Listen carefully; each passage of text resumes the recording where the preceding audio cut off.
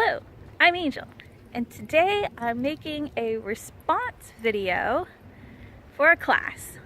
A response is different from a reaction. A reaction is where someone has taken in a single piece of media, either a book or a movie, and then they talk about what they thought of it.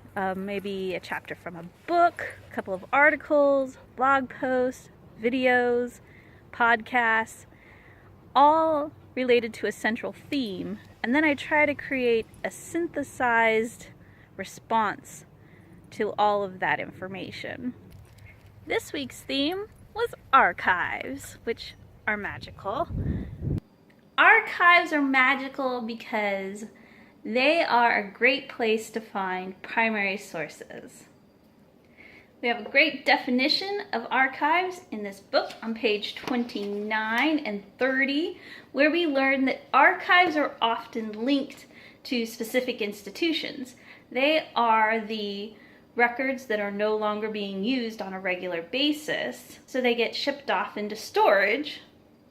Sometimes there's a bunch of records, and the archivist has to sort through them and figure out which records need to be kept and which can be destroyed. Only a small percentage of records are actually kept. For example, you wouldn't expect a city to keep a copy of every parking ticket it's ever issued. There are a lot of different types of archives. The Society of American Archivists has compiled a list of the various types of archives that are available to us. Everything from college and universities to religious organizations. In some archives, you might expect to find letters, journals, receipts. Sometimes, especially in this digital age, they might keep born digital items such as emails or digital photographs, and sometimes they keep artifacts such as photographs or equipment.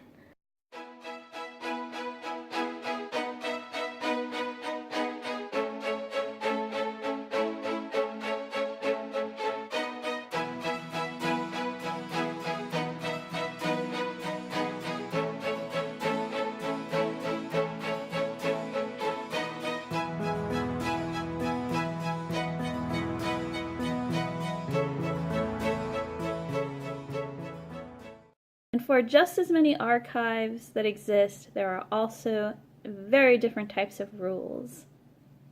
Of course, some of the rules are in place to preserve the records, but other rules are in place to protect the records, not just from the damage of being handled, but from theft. This is a blog that's written by my professor, Larry Sabula, and this particular post is about theft from the National Archive.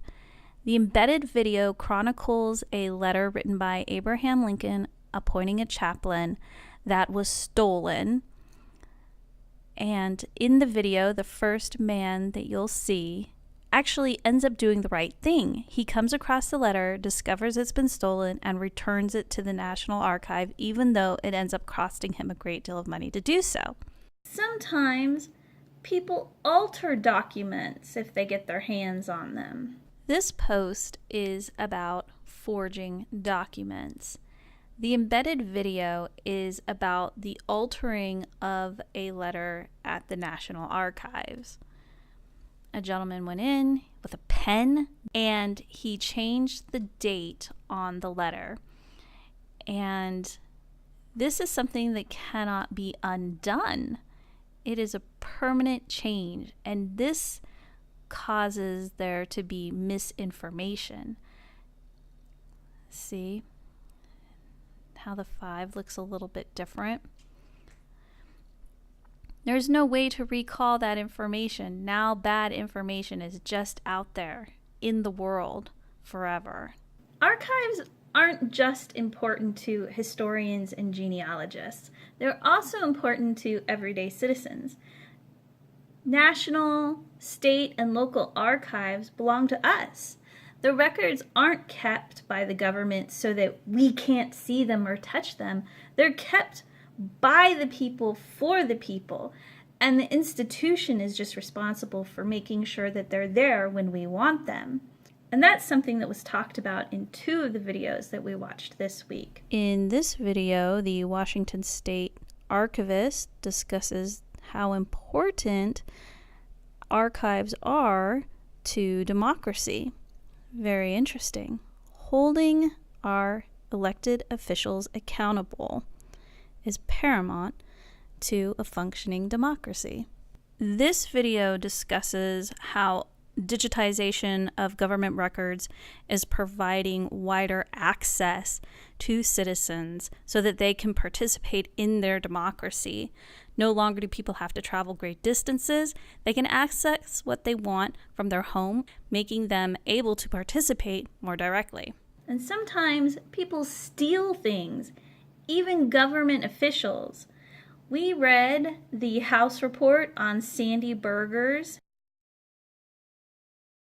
He was the National Security Advisor in the second Clinton administration, and he was called to testify before the 9/11 Commission.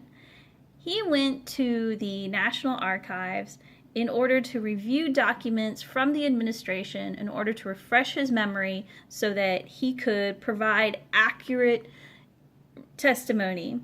Seems totally legit. He had the security clearance to go to the National Archives to review the records. He had a reason to review the records. Everything was great, except that when he got there, he stole stuff. He had access to original copies of things that hadn't been inventoried at the item level, which is like, I have this little piece of paper here. This is going to be item number 1. Sometimes they have like a whole bunch of things, and they just sort of say, oh, here's some things, oops, and there they are. He could have taken one of those items and nobody will ever know. And he admitted to taking some things, but can we really trust him? Here you have a guy admitting that he did something wrong. Is he going to admit to doing the big thing wrong? Or is he going to admit to doing the little thing wrong? Ooh, he was in trouble. He got into so much trouble. And then all of the archivists at the National Archives and the chain of command got into a lot of trouble too, because there was some viewing of the materials in areas where they shouldn't have been reviewed. But nobody lost their job, so I guess that's good. And with the digital age, archives have also been tasked to collect items that are born digital, items that have never been in the analog form, such as emails. And there's also a push to digitize analog items to make them accessible to people on the web. Just going to show you some records that obviously were not born digital, but have been turned from analog into digital. This is the Washington State Digital Archives, and I'm just going to look for Spokane County because that's where we are, and it makes things easy. I'm just going to put in some dates. I'm not looking for anything specific, I just want to show you.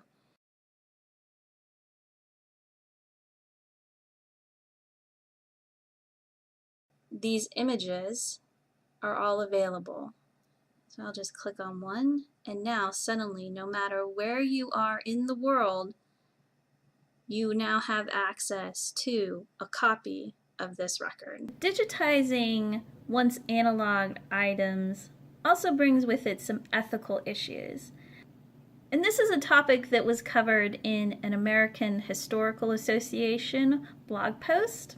This is the article written in 2016. That talks about the ethical concerns that historians face when dealing with these sources.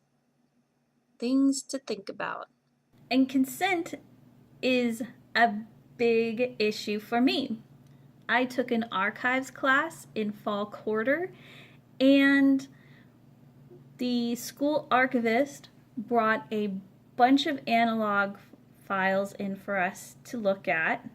And as we were digging through it, you see, oh, he saved everything. He would make copies of letters that he was sending out.